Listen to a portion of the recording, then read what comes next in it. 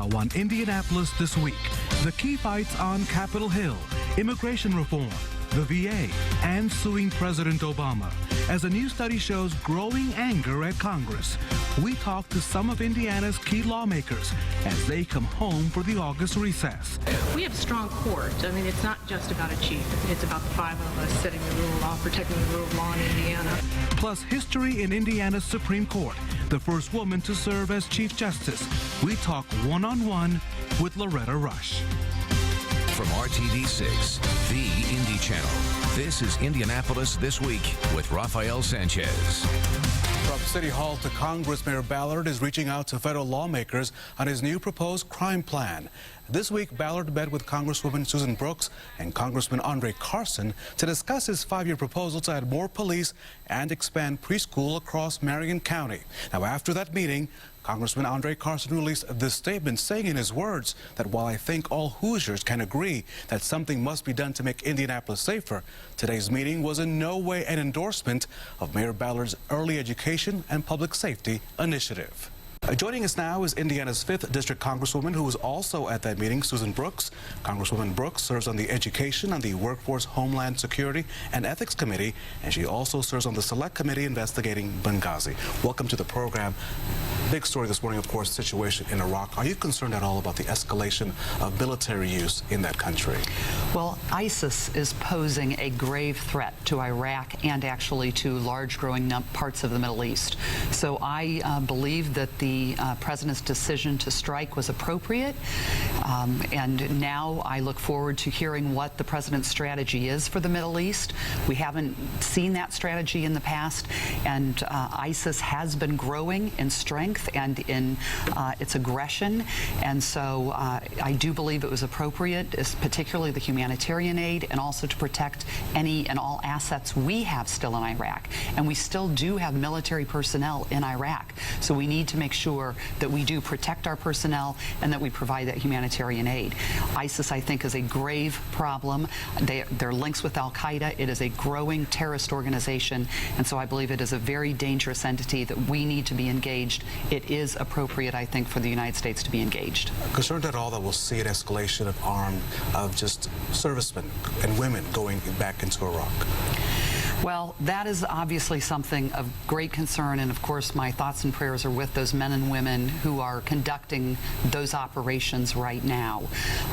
We have sacrificed a lot in Iraq, to be sure, but obviously when we left, Iraq is not stable yet as a country, and ISIS has been able to grow and to, I think, accelerate again their expansion and their aggression in trying to take over, and they are a terrorist organization, and so we can't have a large growing terrorist organization in the middle of Iraq, because I think that will really set back any of the work that we have already done in Iraq, and we've just sacrificed far too many lives and far too much of our treasure from the United States. But it's the lives that we've lost in Iraq is why I think we need to make sure that Iraq doesn't become a terrorist haven. On the home front, you met with the mayor earlier this week to talk about violence. Is there a federal role to help the city of Indianapolis reduce crime?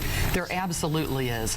When I was deputy mayor and then as United States attorney and now as a congresswoman, the federal government has always had a role to play in crime issues in our local communities, because there are federal resources that can be brought to bear. We need federal law enforcement partnerships, so we need to make sure that ATF, FBI, DEA, those agencies are working closely with local law enforcement, and they have been here in this community. They have been for a long time, but I asked a number of questions about that to make sure that the strength of that cooperation was still very strong. But also, whenever the city might consider pursuing federal grants, wanted to understand the mayor's crime proposal and how we could assist in ensuring that when and if the city decides to pursue any federal grants, that we would be supportive of those grants. So we talked about those types of efforts, and I certainly hope that we can come together as a city, both parties and the citizens, and actually support the mayor's proposal and try and get this done. And it does take an entire community, and I really am appreciative that the mayor is focused on education efforts, pre-K, but particularly dropouts. We've got to touch those who are dropping out of our schools, because those are the ones who find their way into the criminal justice system. And so if they have great education and we can keep them moving in the path to education, they're not going to be involved in our criminal justice system. The last 30 seconds, I want to talk about the issue of biosciences. You will support the 21st century cures. Tell us briefly about that. Well, I hosted a terrific meeting yesterday at Roche Diagnostic. The United States has led the world from the beginning of time in innovation for drugs and devices, cures for people, cures to keep us healthy, to keep us healthier, and to also help when people have disease. But we are beginning to fall behind if we don't get rid of some of the regulatory impediments to bring drugs to development and to discovery and get them out to the people. And that's what 21st Century Cures is about. Is how can we accelerate our drug development, our device development in this country, so we can remain the innovative leader that we have been in the world. And it's so very important for the health of not only our country, but the health of the world.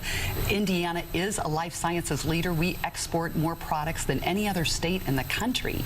And so Indiana needs to have a voice in these discussions in Washington, and that's what our discussion was about. Congresswoman Susan Brooks, thank you so much. Thank you very much, Raphael. Please come back again. Okay, thank you, ma'am.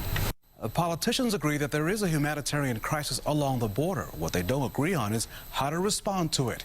Indiana's 4th District Congressman Todd Rokita was part of an effort to pull foreign aid from Central American countries, not stopping the exodus of their young people.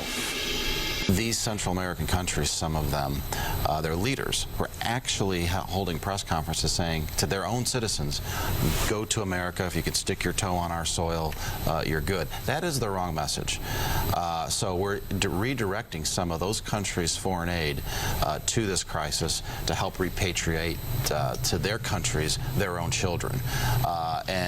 Before I and a few other congressmen started working on that, that wasn't being thought of. But I think that really is something I got from my district. We said, look, why are we giving these countries foreign aid when they're sending their children to us, some of whom are getting raped along the way? It's very inhumane. So we're sending a message. Don't do that. As leaders of your respective countries, help lead by getting your kids back. You were part of the Indiana delegation that sent a letter also to HHS asking them to tell you where more than 200 young people may be somewhere in Indiana. And that points to a much larger issue that the kids all across the country are being diffused into our local communities. We think they should be kept together in very good but temporary housing conditions near the border, where they can be immunized, where we can see that they're being educated while they're awaiting their hearing, so that they can get back to the countries from where they came. The scandal at the VA led to investigations and a change at the top of that agency. Hoosier Robert McDonald was confirmed to oversee what was becoming a political problem for the president. Senator Joe Donnelly is among those who pushed for reforms signed by the president that should improve services for all veterans. On wait times. If your wait time goes past 30 days, then you can go see a private doctor right where you live, and the VA picks up the cost on that. Or if you live more than 40 miles away from the closest VA center, you can just see a doctor in your town, and the VA will pick up the cost of that. And so that's a big step forward. The care is good. We've had to work on a lot of the issues in terms of software, in terms of making sure that appointment dates are met, those kind of things. And for our vets, it's a promise we've made where they went and took care of us and protected our nation, and we promised we would do the same for them. How about those administrators that may have been fudging those numbers? Will there be a push to hold them accountable for what happened in this case? Yeah, absolutely. You know, our first obligation, first and foremost, is to the veteran in this process. And what we heard when I went over to visit Rowderbush and went to visit a number of our other places here in the state is they said, look, we have worked very hard to try to make sure we hit each date on time. Sometimes we missed on a couple of them, but we always told the truth as to where we were so that we could move from that point to fix it. For those in some other places where they manipulated numbers deliberately, they should be held completely accountable. You have been a strong voice in preventing suicides in the military. How much more has to be done on that issue? Is it an issue of funding? Is it an issue of providing more mental health services for our veterans? More mental health services and serving our veterans and our active duty at a closer point. So, for instance, our active duty who are serving, what the bill that I put together that's going to be in the defense bill that passes this year, what this will do is every single year that our men and women are serving in the active duty, they will have a mental health assessment with an individual, one way or the other, hopefully face-to-face, but if for some reason that's not available, either on the phone or Skype or some other way, so that they have someone to talk to. And when they talk to that person, if they're feeling challenges and such, that they don't ever have to worry about losing their career. There is still major opposition to the Affordable Care Act among House Republicans. Congressman Luke Messer, representing the 6th District, is hoping to make schools, including colleges, exempt from that law. His bill, known as the School Act, is now before the House. I mean, I've had schools in my district talk about the problems they have with the 30 to 40 hour a week full-time employee equivalent. It's costing hundreds of thousands of dollars for schools. I came up with a simple answer called the Schools Act, which just says that schools and universities should be exempted from the program altogether. You know, the dollars spent to pay for all those expenses come from taxpayers too, so it makes sense to me. It's not fair that we would somehow tax schools to pay for the president's health care plan, and if we really care about kids, let's do something about it. So we've had the bill, you know, it's been filed, and our hope is in September we'll have it on the House floor. Do you think it'll get any traction? You know, it's a divided Congress, and so many of the issues surrounding the Affordable Care Act are just hitting brick walls. Do you think you'll get somewhere with this? I believe we will. You know, there's a lot of sympathy on both sides of the aisles for the challenges that our school systems face today. They're already strapped for cash. To put this additional burden on them doesn't make sense. To me, the real challenge will be getting it to the House floor. I'm pushing the Speaker hard to get that done. I believe we'll see it happen in September, and if it gets to the floor, I think it will pass Congress. The program known as Obamacare, the Affordable Care Act, is one of the reasons behind this presidential lawsuit alleging an abuse of executive powers. Do you really believe that President Obama is really going beyond the scope of his job? Yeah, I do. And this is, Raphael, much bigger than just this current president. It's about the future of our country. You know, we all were taught in elementary school civics that this is a nation where no one's above the law, that we have a separation of powers, that the Congress makes the laws and the president executes them on issues from the president's health care law to immigration policy to environmental policy regulating the coal industry as well. This president really has either ignored parts of the law he doesn't like or written regulations that are outside the scope of the law. Congress has very few tools to try to counter that. One of them is this lawsuit. The president said, "So sue me," and I believe we'll have our day in court.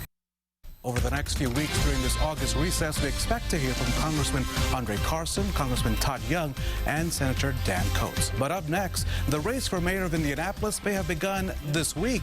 Our insiders debate with Indianapolis This Week continues. Joining us now are two of our political insiders, Democrat Cap 2 and IndyPolitics.org editor Abdul Hakim Shabazz. Here at the round table, of course, Joe Hogsett, the former U.S. attorney, appears to be running for the mayor of Indianapolis. In January, he told all of us at this round table that he would not be running for personal reasons, but he changed his mind. Listen to as to what he has to say now.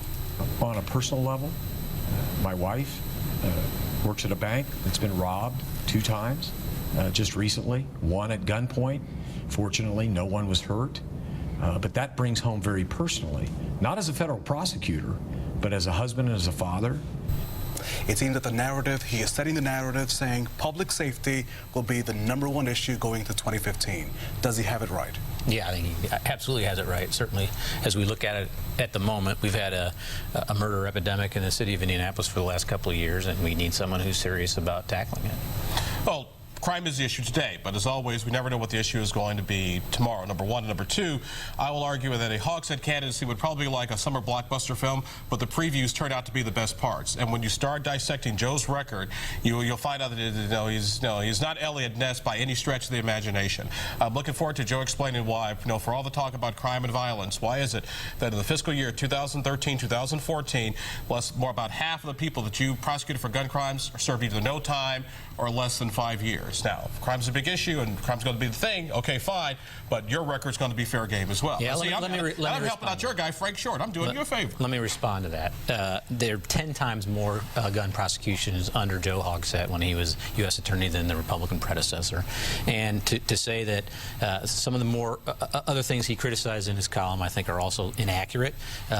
Didn't drop a single drug charge, not one, or gun charge, not one. In fact, he coordinated with Terry Curry, the prosecutor, and they figured out what was the best venue for those situations, and every gun crime was prosecuted. Are you sure about every gun crime was prosecuted? I believe I'm because there's data out there that's going to come out eventually that a number of gun crimes were referred to the U.S. Attorney's Office that they never even touched. So they had full-time coordination. So yeah, and I think just in talking to him, he's going to be ready for you, Abdul, and also for the.